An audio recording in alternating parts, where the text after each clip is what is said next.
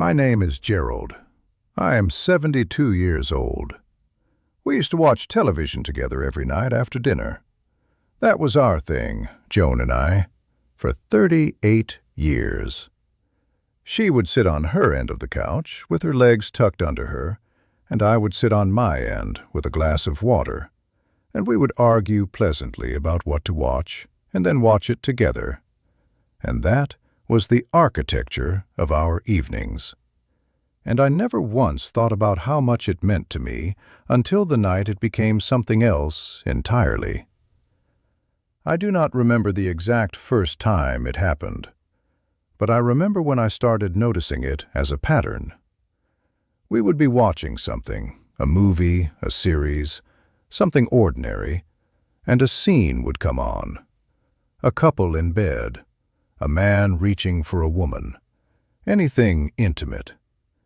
And Joan would reach for the remote, quietly, without comment. She would change the channel or skip ahead, and then settle back into her corner of the couch and say nothing, and I would say nothing, and we would keep watching whatever she had found instead. She was protecting me. I understood that. She was doing it out of love, and I hated her for it in a way I am not proud of. Not her specifically, but the tenderness of it, the careful way she managed the television so I would not have to sit there watching something that reminded us both of what we were no longer doing. I started dreading the evenings. I started finding reasons to go to bed early or to stay in the kitchen longer than necessary. The couch became a place where I could feel how much she was trying and how little I had to offer her in return. That is a specific kind of shame. It is not loud. It does not announce itself. It just sits beside you on the couch every night at 8 p.m. and changes the channel before you have to feel it. And if you are still here at minute 1, you already know exactly what I am talking about. What I am describing is not a mood, and it is not a rough patch, and it is not something that gets better on its own just because you eat better or sleep more or tell yourself you are being too hard on yourself. What I am describing is the moment your body stops being your ally inside your own marriage. The moment the woman who has loved you for 3 decades starts making small, quiet accommodations around your limitation because she loves you too much to mention it directly. The moment you realize that her kindness is harder to carry than her anger would have been, because at least anger would mean she still expected something from you. I know what that couch feels like.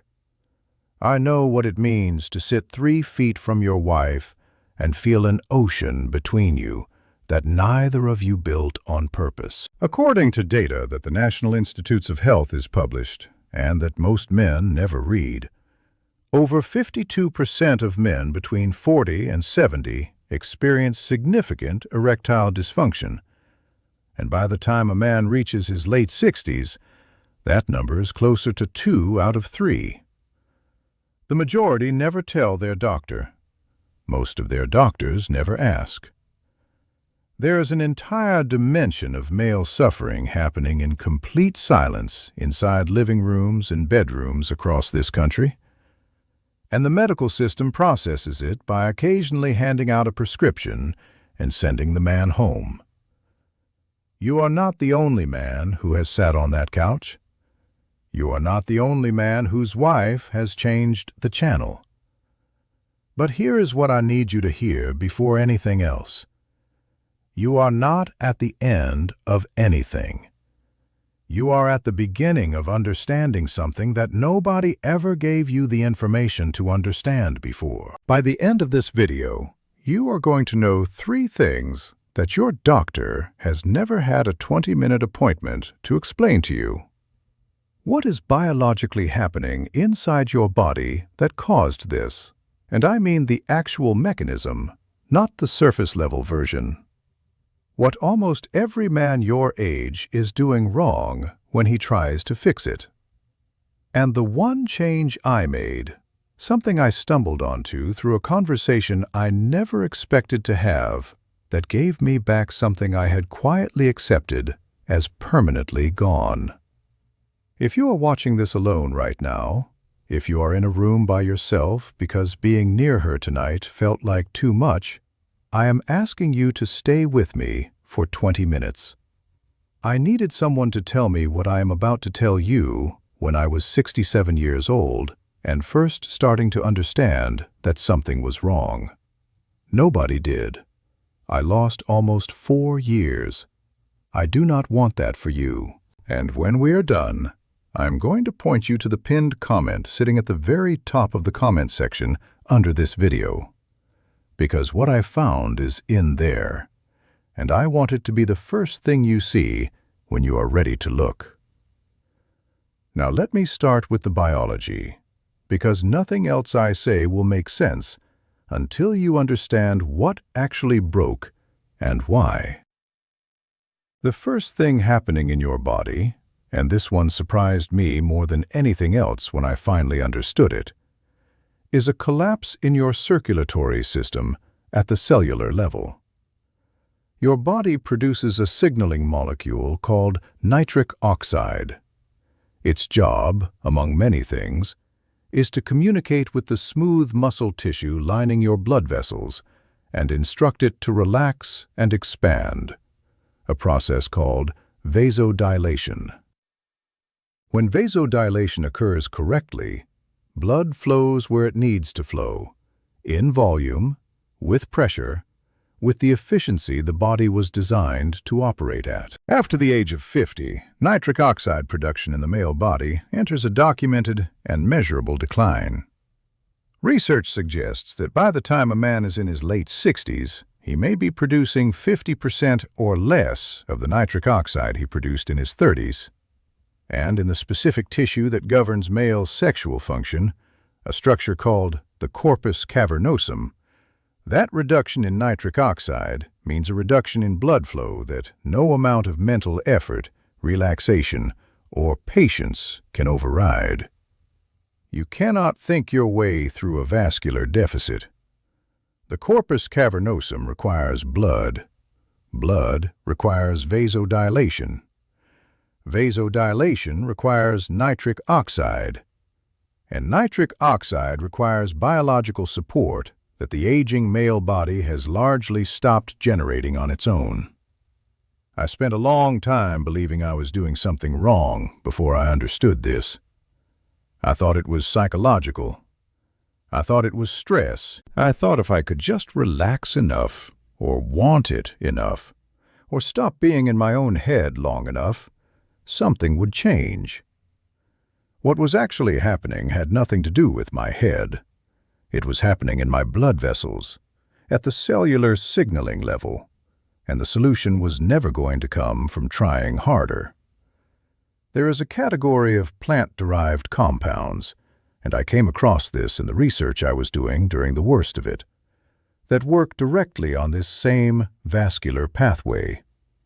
Not by forcing the system open the way a prescription drug does, but by feeding the biological process what it has been running low on. I want to come back to that because it is going to connect to everything I tell you from here forward.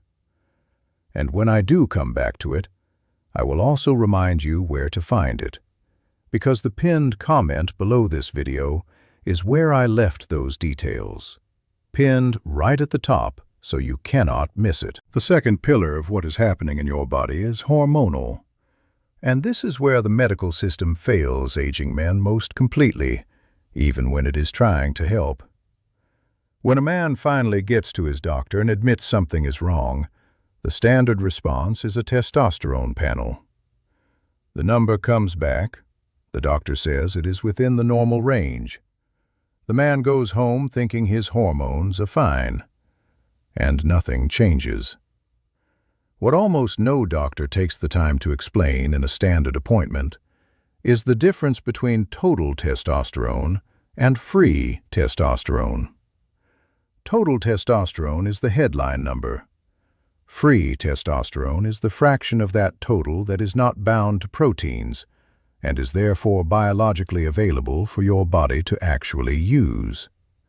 The rest is inert. It circulates uselessly.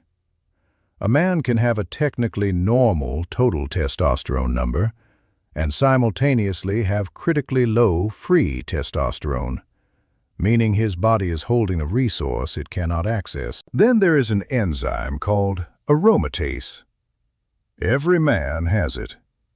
Its job is to convert some testosterone into estrogen, which in balance is appropriate and necessary. But as visceral fat accumulates with age, and it accumulates in virtually every man past 55, regardless of how carefully he lives, aromatase activity increases proportionally. More aromatase means more testosterone being converted into estrogen. The result is a hormonal environment that no longer supports the function the man expects from his body. Fatigue, loss of drive, emotional flatness, a sense of being subtly but pervasively unlike himself that he cannot name or explain. A review published through researchers affiliated with Harvard described this process as a cascade, each hormonal imbalance feeding and amplifying the next, the whole system gradually drifting away from its original design. That word, cascade, stayed with me, because that is exactly what it felt like from the inside. Not one thing breaking, everything slowly leaning the same direction at once. The third pillar is cellular, and in some ways it is the quietest, and therefore the most dangerous. Inside every cell in your body are structures called mitochondria. They are the energy-producing engines at the cellular level. They generate ATP, the actual fuel your cells run on. And like every engine subjected to decades of continuous operation, their efficiency declines with age. Less ATP, less energy at the cellular level. And that energy deficit spreads across every system in the body. Here is the part that most men find hardest to accept. The bedroom is almost always the last place where a man consciously registers this energy decline. He might feel mildly tired for years and attribute it to a busy schedule or poor sleep. He does not connect the fatigue to what is happening in his intimate life until the intimate life has already been affected for longer than he realized. By the time the couch becomes the nightly reminder of everything that is not working, the mitochondrial slowdown has usually been building quietly for years. Now I want to tell you about the 3 things I was told that were not just unhelpful, but genuinely wrong. Because I tried the wrong things first, and I wasted time I cannot recover. And I would rather you hear this plainly than discover it the same way I did. The first thing I was told was that this was simply age. By my doctor, by older friends, by the general understanding that surrounds men of a certain age like a fog. Every man goes through it, that is the phrase, and it is said with a kind of finality that forecloses the conversation before it can start, as if the frequency of a thing determines whether it can be addressed. The data on men who maintain real vitality into their 70s and 80s is not small, and it is not ambiguous. Those men are not biologically exceptional. They are biologically supported in ways that the rest of us were never educated about. The difference between a man who thrives at 72 and a man who sits on the couch changing the channel is not luck or genetics in most cases. It is information. It is support. It is knowing what the body needs at this stage of life and giving it that instead of accepting the decline as inevitable. The second thing I tried was the prescription solution. I am not going to name any specific drug because that is not the point. What I will tell you is what the experience was. I tried one, once, through a method I will leave unspecified. The result was a headache that arrived within 20 minutes and sat behind my eyes with a pressure I did not recognize. My heart was doing something unfamiliar and unwelcome. I sat on the edge of the bathroom counter and understood clearly that I was not fixing anything. I was pharmacologically overriding a mechanism that my body was struggling with for reasons the drug had no interest in addressing. The next morning, the underlying situation was exactly as it had been. I had borrowed a result for a few hours and paid a physical price. I decided I needed to understand the root, not rent a temporary bypass. The third lie is the one that almost kept me from finding what actually worked. The idea that nothing natural is effective, that real solutions come from pharmaceutical development, and that plant-based compounds belong to a category of wishful thinking that modern science has moved past. What I found when I started reading the actual published research, not the marketing, not the supplement websites, the clinical studies themselves, is that specific plant compounds had been documented across centuries and across entirely unconnected cultures for addressing exactly what I was experiencing. Andean populations in Peru, who cultivated and consumed maca root as a daily fundamental.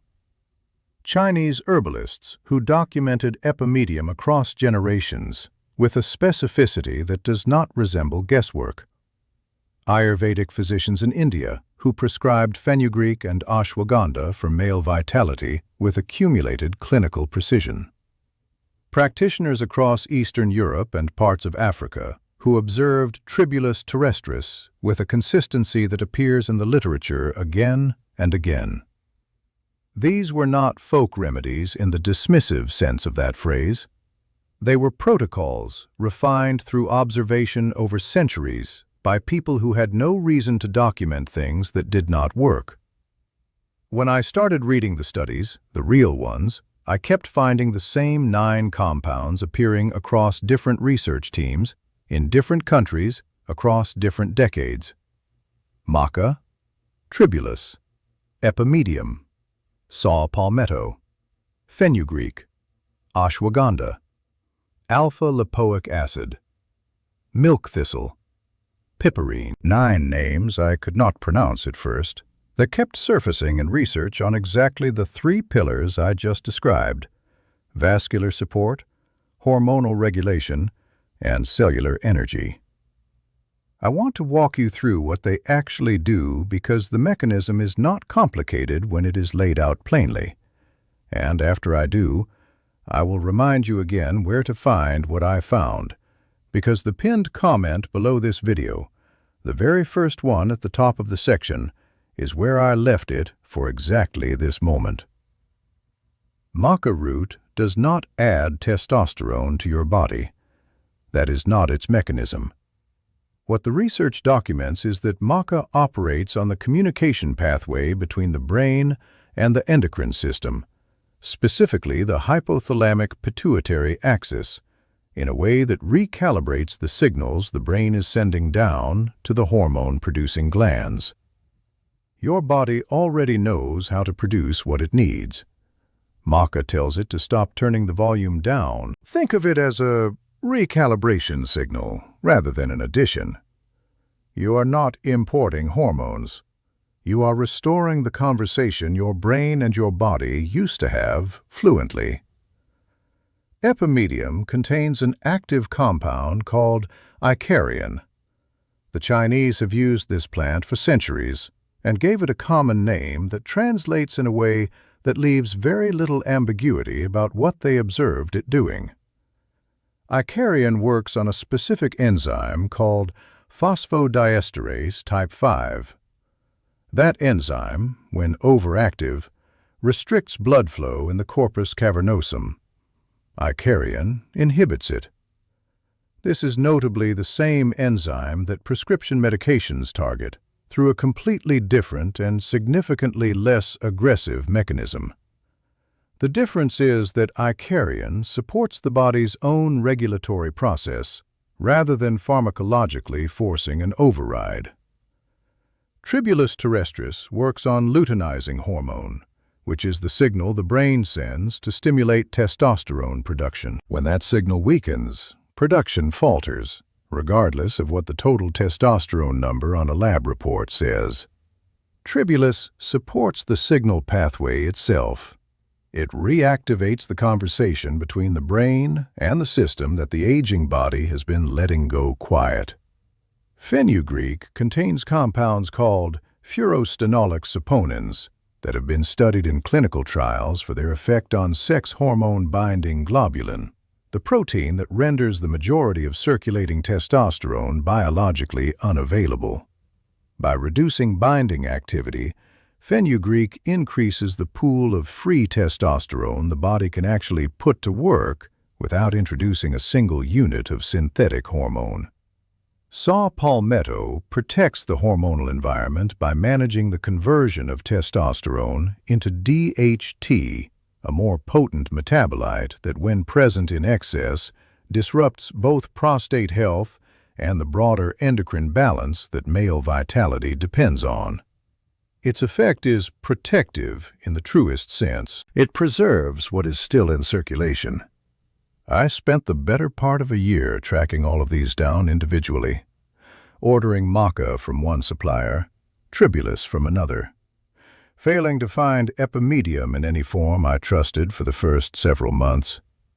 I was taking 6 capsules in the morning and keeping notes in a small book I left on Joan's nightstand because she had started paying attention to what I was doing, and I wanted her close to the process. Eventually, the research trail led me to something I had not expected to find. Someone had formulated all 9 of these compounds together in a single product, not in token amounts designed to justify listing names on a label, but in the doses that actually appeared in the clinical literature I had spent a year reading. 1 capsule, all 9. I want to tell you what that product is and where to find it, and the most important thing I can tell you right now before I get there is this. When this video ends, scroll down immediately to the pinned comment at the very top of the comment section. I left it there on purpose, pinned so it sits above everything else, because that is where the link is, and I want it to be the first thing your eyes land on. Actually, and I did not intend to say this part, my son Michael called me 2 weeks ago. He had watched one of my earlier videos. He was not angry. He was embarrassed. He said men his father's age did not put things like this on the internet. He said his friends might see it. He said it made the family look like we had no privacy. Michael is 45 years old, and he has never sat on a couch at 8 in the evening watching his wife reach for a remote control to spare him the pain of a love scene. Every week I receive messages from men who are 66, 71, 74. One last month from a man who told me he was 79 and had accepted years ago that this part of his life was finished. He said what he tried had reopened something he had closed and locked. What I'm telling you about right now. The product is called Alpha Vita. I want to be clear and precise about what it is. It is a nutritional supplement, not a medication. 9 plant-based compounds, the ones I just walked you through, formulated together at the doses the research actually supports in a single daily capsule. I take 1 in the morning. I have done so for over 2 years. I did not know with certainty it would work the way it worked, and I will not stand here and tell you it will work the same way for you, because honesty matters more to me than a sale. It is not intended to diagnose, treat, or cure anything. I want that on the record, and I want it early. What it does is give the body the biological inputs that aging men are commonly and measurably running low on. What happened in my body when I gave it those inputs is that things began to shift in ways I had stopped expecting. Joan stopped reaching for the remote. That is the truest thing I can say. A man named Douglas from Tennessee wrote to me in October. He was 71 years old. He told me that he and his wife had not been physically close in nearly 3 years. He said he had started making excuses to fall asleep on the couch so he would not have to lie next to her and feel the distance. He started Alpha Vita in July. By September, he told me the couch was just a couch again. I want to be careful and honest. Every man's body responds in its own time, and some do not respond the same way at all. Douglas experienced what he experienced, and I cannot promise you his outcome. But his story is not unusual among the men who write to me. Michael still thinks I should stop making these videos. He told me last week that he does not understand why I insist on doing this publicly. I told him that if one man who has been sitting on a couch dreading 8 p.m. for 2 years watches this video and finds his way back to something he thought was gone, then whatever his colleagues think when they see my thumbnail is not a price I consider worth calculating. The link is in the pinned comment below this video. Right now, when you finish this sentence, you can scroll down and it will be the very first thing you see, sitting at the top of the comment section where I pinned it so it would not get lost. There is a 60-day guarantee on it, which I confirmed before I ever mentioned this publicly, because I needed to know what a man would be agreeing to before I pointed him toward it. If you try it and nothing changes, the money comes back. No paperwork, no difficult process.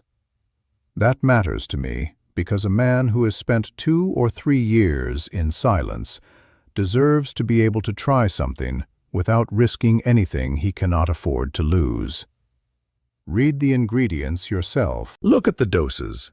Compare them to what I described today and make your own judgment. The pinned comment is there right now, first one at the top, and I put it there because I want the distance between hearing this and finding it to be as short as possible. If this is for you, you will feel it when you read it. If it is not, that is a complete answer, and I respect it fully. The fact that you stayed through this entire video tells me something. It tells me that the man who used to look forward to 8 p.m. on the couch is still in there somewhere. What you do next is entirely yours. It is almost midnight. The television is off. Joan is upstairs, and the lamp on her nightstand is on, and she is waiting for me. Not because she has given up hoping, and not because she is being patient in that quiet, heartbreaking way she used to be patient. She is waiting because waiting for me has become something she wants to do again. The couch is just furniture now. I walked past it tonight without thinking about it once. Take care of yourself, whatever that means to you tonight.